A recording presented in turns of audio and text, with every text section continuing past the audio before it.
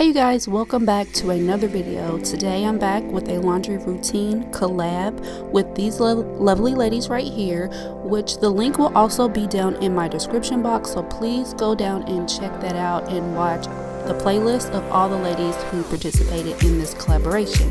So without further ado, let's get right into this video.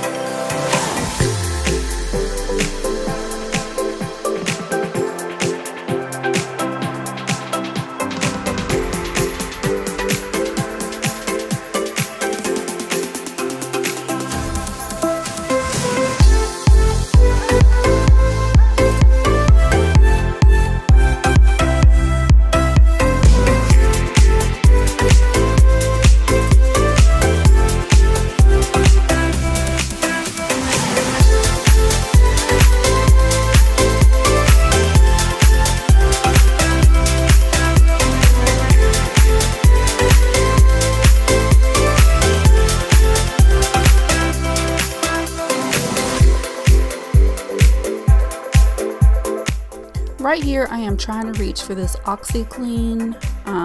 So I love to use this in my laundry. I just think it gets out a lot of sweat or odors that may be built up in the clothes, and it's just like a little booster to the laundry detergent.